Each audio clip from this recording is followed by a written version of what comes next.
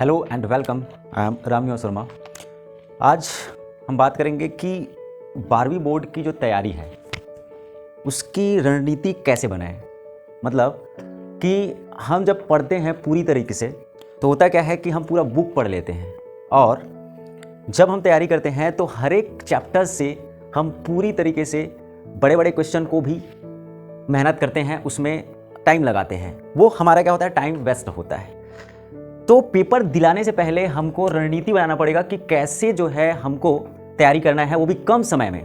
तो इस वीडियो के माध्यम से आप लोगों को पता चलेगा कि कैसे हमको कम समय में ज़्यादा स्कोर कर सकते हैं। तो फर्स्ट ऑफ ऑल हमको क्या करना है, सबसे पहले हमको ये फाइंड आउट करना है कि हमारे जो चैप्टर बनी हुई है उसमें यूनिट कितना है।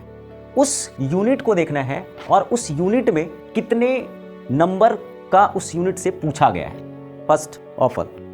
उसके बाद उस यूनिट से जितने भी नंबर का पूछा गया है उसी के हिसाब से हमको उस चैप्टर की तैयारी करना है। जैसे हमारे पास मान लेते हैं कि एक यूनिट है, एक यूनिट जो है 3 चैप्टर से मिलके बने हुए हैं, 3 चैप्टर से मिलके बने हुए हैं। अब इस तीनों चैप्टर मिला के मान लेते हैं कि हमारे पास 8 नंबर का क्वेश्चन पूछा गया है। तो 8 नंबर का क्वेश्चन पूछा गया है, तो इस 8 नंबर में हमारे पास एक होगा मान ले 3 नंबर का और एक होगा आपका 5 नंबर का। तो इस चैप्टर में हमको ओनली 3 नंबर वाले क्वेश्चन को ही देखना है एंड ओनली 5 नंबर वाले क्वेश्चन को ही देखना है। और इसके अलावा आपको मान लो 2 नंबर का भी क्वेश्चन आता है या 1 नंबर का भी क्वेश्चन आता है, तो उस 2 नंबर और 1 नंबर क्वेश्चन को नहीं देखना है। ओनली 3 नंबर एंड 5 नंबर के क्वेश्चन को देखना है। 3 नंबर मतलब हम बोल सकते हैं कि ये लघु उत्तरी है एंड 5 नंबर बोल सकते हैं ये आपका दीर्घ उत्तरी है। तो केवल इसी क्वेश्चन को ध्यान देना है, मतलब ओनली लघु उत्तरी एंड दीर्घ उत्तरी। इसके अलावा आप छोटे क्वेश्चन को ध्यान में नहीं देना है। यदि इस तरीके से आपको पता चलता है तो इसको पता करने के लिए आपको क्या करना पड़ेगा, ब्लूप्रिंट को देखना पड़ेगा। ब्लूप्रिंट में आप देखोगे कि कितने चैप्टर से कितने नंबर का पूछा जाता है। ठीक है। दूसरा क्या है कि यदि हमारे पास मान लेते हैं कि ओनली 3 नंबर का ही क्वेश्चन पूछा जाता है कोई चैप्टर से, तो 3 नंबर का यदि क्वेश्चन पूछा जाता है तो उस चैप्टर से ओनली 3 नंबर का ही क्वेश्चन करना है, न कि 5 नंबर का क्वेश्चन करना है। लेकिन हम क्या करते हैं, पढ़ते सबको हैं, पढ़ाया भी सभी को जाता है, तो हम सभी चैप्टर से सभी तरीके से क्वेश्चन को तैयारी करते हैं, पढ़ते रहते हैं। और इसके चक्कर में होता क्या है कि हमको ये पता नहीं रहता है कि कैसे कैसे कितने नंबर का पूछा जाना है, लेकिन हम तैयारी पूरा करके जा रहते हैं और वहां पे हम सही परफॉर्मेंस नहीं कर पाते। तो ये रणनीति क्या है कि हमको ये देखना होगा कि कितने नंबर का कितने चैप्टर से पूछा जाता है, और उससे पहले आपको पैटर्न देखना पड़ेगा। पैटर्न का मतलब कि पिछले वर्ष जिस तरीके से पैटर्न दिया है उसी वर्ष उसी तरीके से पैटर्न दिया जाएगा। पैटर्न का मतलब जैसे 1 नंबर का, 2 नंबर का, 3 नंबर का, 4 नंबर का, 5 नंबर का, इस तरीके से पैटर्न होती है। तो उस पैटर्न में आपको देखना होता है कि 3 नंबर का या 2 नंबर का या 5 नंबर का क्वेश्चन किस चैप्टर से पूछा जाता है। तो उस पैटर्न को फॉलो करते हुए आपको तैयारी करना है।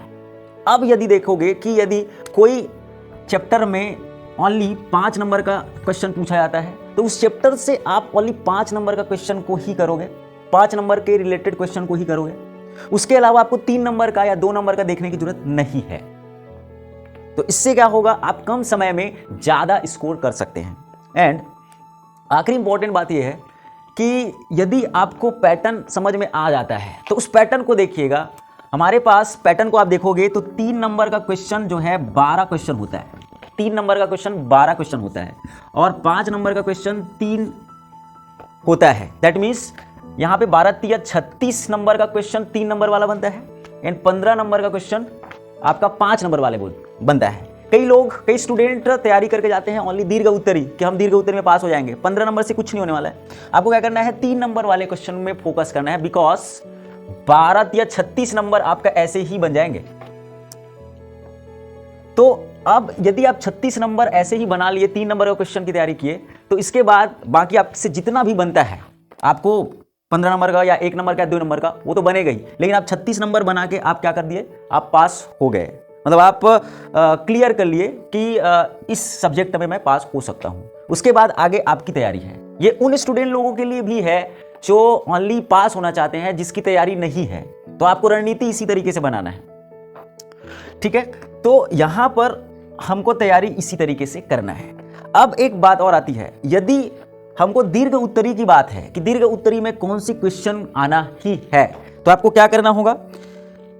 सबसे पहले आप पिछले वर्ष के जो 5 साल है उसमें से आप देखिए कि दीर्घ उत्तरी में कौन कौन से क्वेश्चन आए हैं। जो जो क्वेश्चन आए हैं उसका आप लिस्ट बनाइए और उसको एक साथ लिखिए और उसी का तैयारी कीजिए। एक्चुअल में होता क्या है, रिपीटेबल होता है, दीर्घ उत्तरी हमेशा अधिकतर रिपीटेबल होता है, या रिपीटेबल नहीं होगा तो उसके रिलेटेड पूछा जाएगा। उसके रिलेटेड का मतलब है, एग्जांपल जैसे कि फिजिक्स में जैसे हमारे पास गॉस प्रमेय होता है, गॉस प्रमेय के रिलेटेड आपको क्वेश्चन पूछा जाएगा, लेकिन गॉस प्रमेय में बहुत सारे उसके अनुप्रयोग होते हैं, तो आप पूरे गॉस प्रमेय के पूरे अनुप्रयोग को पढ़ लीजिए, पक्का उसी के रिलेटेड ही आएगा।